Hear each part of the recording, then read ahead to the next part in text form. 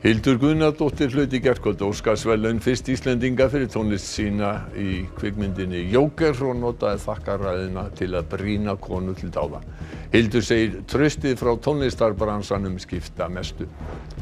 Suður-kóreska myndin Parasite stal senunni á Óskarshátíðinni og vann til flestra verðlauna. Þetta í fyrsta sinn sem kvikmynd á öðru tungumáli en ensku hlýtur aðalverðlaunin. Samningafundi í deilu Eflingar og Reykjavíkurborgar var frestað í dag. 2,5 sólarhrings verkfall hefst á morgun. Skrifa á undir samning styttingu vinnuviku vaktavinnufólks á morgun. Sjór gekk á land á Sauðárkróki í dag og flæddi inn í hús. Framleiðslustjóri KS segir ekkert hægt að slátra í vikunni vegna þessa. Varnargarður skemmdist í óveðrinu í desember og því flæddi, segir hafnarstjórinn. Varðskipið Þór gæti tengst rafmagnsdreifikerfinu í Grindavík ef rafmagn færi af í jarðhræringum og útvega bænum helming þeirrar orku sem hann þarf. Hafnarstjórinn segir gott til þess að vita að skipið sé til taks.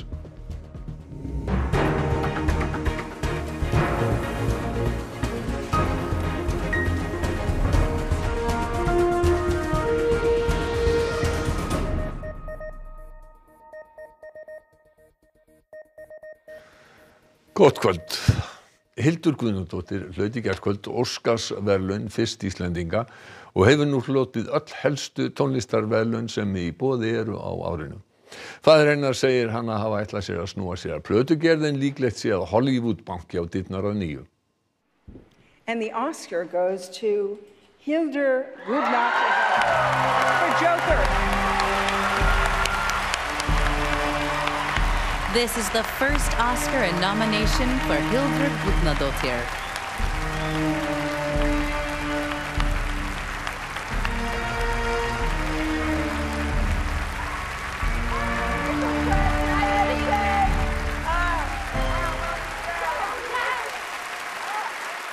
Gestir risu úr sætum þegar Hildur tók við verðlaununum sem hún sagði yfirþyrmandi á blaðamannafundi eftir hátíðina. Hún þakkaði fjölskyldu sinni fyrst og fremst og hvatti konur til dáða. To the girls, to the women, to the mothers, to the daughters who hear the music bubbling within, please speak up. We need to hear your voices. Á síðustu 5 mánuðum hefur Hildur sankað að sér öllum helstu verðlaunum í kvikmyndabransanum, bæði fyrir Joker og þættina Tjernobyl.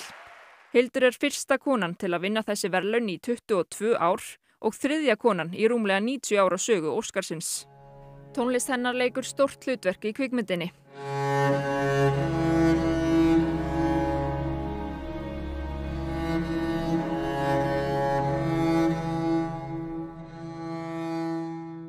I wrote a lot of the music before they started shooting, and then as they started shooting, they were using the music on set, and the music was able to inspire Joaquin's performances and the movements of the cinematography, and I didn't really know that was going to be the process, Eftir hátíðina koma verðlaunahafar saman og að vonum mikið skærar stjörnur þar. Is that it? Good? All done? Yeah. All right.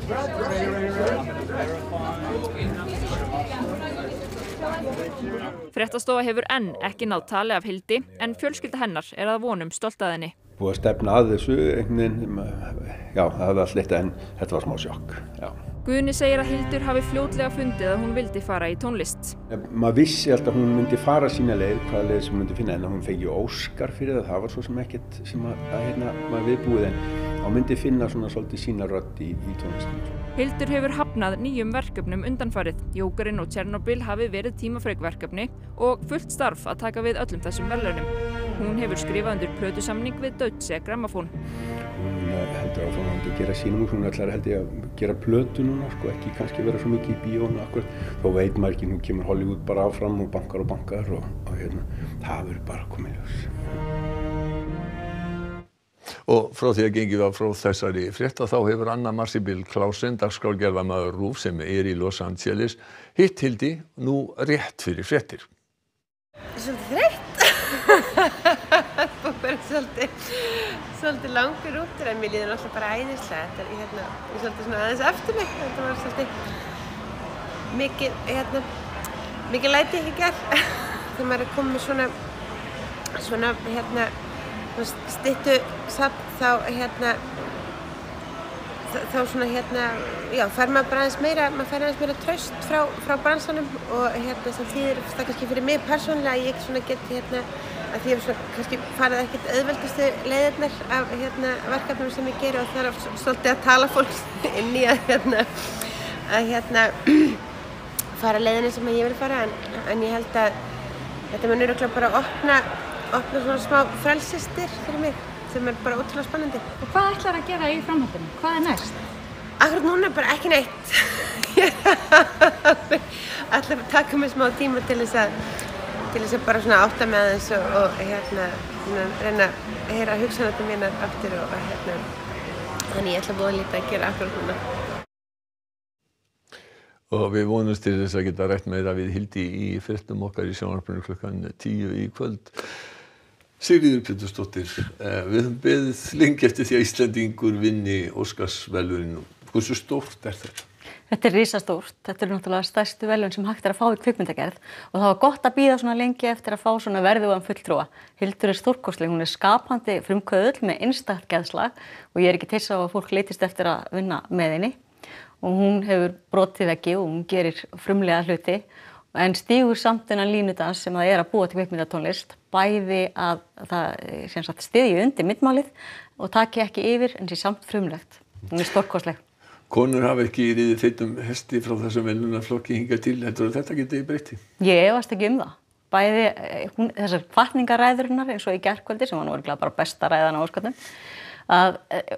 Það bæði hvetja konur og svo hvetja þau líka fólk til að fá konur til samstarfs við sig. Þannig að ég efast ekki að það breyti miklu. Þú tókar aðeins við en við ræddum við tónskáld, prófessor og nema í tónsmíðum Sigurgöngu Hildar í dag. Og þýðingin sem þetta hefur fyrir íslenskt tónlistarlíf bara ótvíræð. Þetta sem oft kallað konur þurfa bara að vera duglegar röksemdin. Hún heldur ekki og að það hafi hallað á konur vegna gæðana að það heldur ekki lengur. Prófessor við Listaháskólann segir líklegt að aðsókn í nám í tónsmíðum muni aukast, þá sérstaklega kvenna. Hún hefur ekki, mér finnst hún ekki vera, vörumiðað tónskáld. Og það svo aðdánavert við að Óskarsverðlaunin skuli falli í skaut manneskju sem hefur það til að bera. Hún hefur aldrei verið fyrst og fremst að búa til vöruna fallin í tiltekið mót. Auðvitað mun hennar tónn hætt á því að hann verði núna að vöru. Nemar í tónsmíðum voru á einu máli áhrifin. Mér finnst ég í rauninni bara að sjá kannski ný tækifæri sem ég hefði ekki dottið í hug áður. Þú veist, ég hefði kannski ekkert mikið pælt í kvikmyndabransa fyrir mína tónlist en nú sé ég bara möguleika og tækifæri. Bara hún á Hafnarfirði og maður bara ég á Hafnarfirði líka og bara gaman að sjá eitthvað sem maður getur algjörlega svona samsama sig við. Mér finnst þetta bara vera ákveðið leyfi á að leyfa sér að hugsa stórt og leyfa sér að dreyma og bara þetta ekkert ógerlegt, hún bara sannaði það.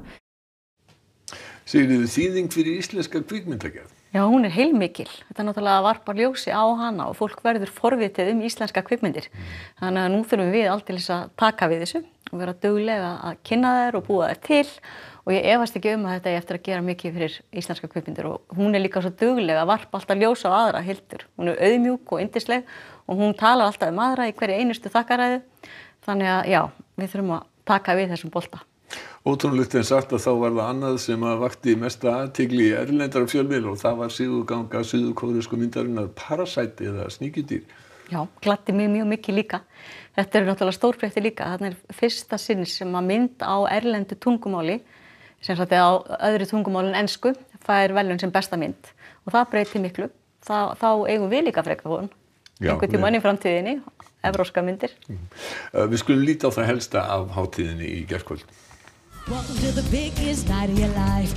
All dressed up in your suit and your tie, trying to get rid of all those butterflies. But it's time to come alive. Söngkonan Janelle Monáe fór á kostum í opnunaratriðinu og skaut í leiðinni á akademíuna fyrir einhæfni í tilnefningum í ár. Hátíðin var með sama sniði og síðustu ár og engir kynnar en þeir sem einna reyndastir í þeim efnum fengu að afhenda verðlaun. You know, I was thinking today, Chris, that we both have hosted the Oscars before, and this is such an incredible demotion. Parasite var sigurvegari hátíðarinnar en hún fékk fern verðlaun. Henni lýst sem kolsvartri komedíu stéttabaráttu sem kemur áhorfendum á óvart. Hún var valin besta myndin og leikstjórinn Bong Joon-ho þótti bestur. Thank you. Great honor. Yeah. Renée Zellweger lék best kvenna að mati akademíunnar í hlutverki Judy Garland en þau Brad Pitt og Laura Dern fengu Óskar fyrir leik í aukahlutverki. Fyrirfram var búist við að Joker og 1917 myndu sópa til sín verðlaunum en svo fór ekki. 1917 fékk þrenn verðlaun og Joker ekki nema tvenn en auk tónlistar Hildar var Joaquin Phoenix verðlaunaður fyrir leik í aðalhlutverki. We share the same love, the love of film, and this form of expression has given me the most extraordinary life. I don't know what I'd be without it. But I think the greatest gift that it's given me, and many of us in this room, is the opportunity to use our voice for the voiceless. When he was 17, my brother wrote this lyric. He said, "Run to the rescue with love and peace will follow." Thank you. Óskarsumfjölluninni ekki lokið, það verður líka í Kastljósi. Já, við leggjum þetta undir okkur. Kastljós og menningin verður saman í einum pakka í kvöld út af þessu öllu saman og við ætlum að reyna að kafa ofan í það af hverju fékk hún þessi verðlaun. Hvað það sem í tónlistinni sem skilaði henni öllum þessum verðlaunum og hún kemur til okkar, hún Ísold Uggadóttir, kvikmyndarleikstjóri og talar svona aðeins sambland kvikmyndar og tónlistarinnar og svo Kíra, Kristín Björk Kristjánsdóttir, tónskáld og vinkona Hildar segir okkur aðeins frá henni. Hún líka að gera heimildamynd Jóhann Jóhannsson og Hildur hefur náttúrulega starfað mjög mikið með honum. Einnig líka Ólafur Björn Ólafsson, slagverksleikari sem spilaði inn á Jókerinn og hefur unnið með Hildi og Jóhanni. Svo ætlum við aðeins að heyra smá brot úr Joaquin Phoenix, aðalleikari Jókersins og hann, það viðtal sem við fundum á netinu, en þar hann að tala það hvernig tónlistin hennar Hildar skapaði að hluta til karakterinn sem hann leikur og gerir svo ótrúlega vel. Og þessu öllu ætlið að koma að á F1. Já, við ætlum að reyna það. Takk fyrir það og þá lýkur í fréttunum umfjöllun Óskarsverðlaunin. 2 karlmenn voru í dag dæmdir í 7 ára fangelsi í einu stærsta fíkniefnamáli sem komið hefur upp hér á landi. Hinnir dæmdu eru Heinz Bernhard Sommer, þýskur ríkisborgari á eftirlaunaaldri, sem fyrir dómi sagðist vera fyrrum bankamaður og talsvert skuldugur vegna skattalagabrots. Og Viktori Zorin Epifanov, rúmlega 50 rúmenskur ríkisborgari sem starfaði í byggingariðnaði. Í lok júlí í fyrra keyrðu þeir frá Mönchengladbach til Hirtshals í Danmörku, þar sem þeir keyrðu Austin Mini Cooper bifreið borð í Norrænu. Þeir komu til Seyðisfjarðar þann 1. ágúst og við leit í bílnum fundu tollverðir sér útbúið hólf undir farangursgeymslunni. Hólfið var læst með raflokum sem voru tengdar við stýribúnað, þannig að fjarstýringu eða annan búnað þurfti til að opna það. Þegar tollverðir opnuðu hólfið komu í ljós 37,7 kíló af amfetamíni og 4,9 kíló af kókaini. Voru þeir úrskurðaðir í gæsluvarðhald þann 3. ágúst þar sem þeir hafa setið síðan. Mennirnir héldu því báði fram að þeir hafi ekki vitað af fíkniefnunum í bílnum. Sá þýski sagðist hafa talið sig vera að fá ókeypis frí gegn því að keyra. Sá rúmenski sagðist hafa verið að sækja peninga til Íslands. Í niðurstöðu Héraðsdóms Reykjavíkur segir að framburður mannanna hafi verið ósamrýmanlegur og ósannfærandi á köflum. Við refsingu var horft til magns og styrkleika efnanna sem ætluð voru til sölu og dreifingar hér á landi. Þeim til málsbóta var horft til þess að amfetamínið var mjög rakt þegar lagt var hald á það. Eftir að búa var að þurrka efnið og það 12 kíló. En já, ég myndi setja þessi frekar strangur dómur svona með við það að raunverulega efni voru ekki meira heldur en 12 kíló en ekki 40 eins og ágætti fyrir. Þeir útiloka ekki áfrýjun. Það var hugsað, í fullir alvöru hvort það sé ekki ástæða til þess. Útlitir fyrir að 2,5 sólarhrings verkfall starfsmanna Reykjavíkurborgar sem að vinna eftir kjarasamningum Eflingar hefjist í hádeginu á morgun. Samningafundi var frestað í dag. Búið að semja styttingu vinnuvikunnar hjá vaktavinnufólki. Ástæða frestunarinnar sú að ekki var talið líklegt að árangur næðist á fundinum. Borgarstjóri sagði í gær að ef gengið yrði að kröfum Eflingar yrðu ófaglærðir ansi nálægt háskólamenntuðum í kjörum og að sá hópur myndi aldrei samþykkja það. Mér finnst það ótrúlega bara forhert leið til þess að fara að ætla núna að stilla upp annars vegar mínum félagsmönnum, þessum stóra hópi kvenna sem að starfa meðal annars inn á leikskólanum og svo öðrum sem að starfa einnig á sömu stofnunum. Hún segir að borgarstjóri eigi að axla ábyrgð. Og hætta svona að fela sig á bakvið einhverja svona hótanir það að ef að kröfum okkar verði mætt þá muni það óumflýjanlega leiða yfir okkur einhverja ógæfu. Á morgun erum við að taka fund, vonandi loka fundi vaktavinnuna þar sem verður skrifað undir og það eru 1/4 af starfsmönnum Reykjavíkurborgar sem er í vaktavinnu. Þannig að þetta er stór áfangi og líka þá í þær viðræður sem við eigum gagnvart Eflingu. Útfærsla og styttingu vinnuvíkunar hvað varðar vaktavinnu fólk hefur náttúrulega ekki verið stóra málið í viðræðum okkar við borgina.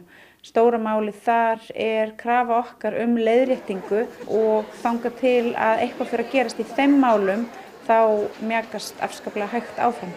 Harpa segir að vissulega hafi borgin áhyggjur af verkföllum en minnir á að búið sé að samþykkja kjarasamninga annarra félaga en Eflingar hjá Starfsgreinasambandinu við sveitarfélög önnur en Reykjavík sem kveða á 90.000 króna kjarasamningshækkun á mánuði undir lok samningstímans.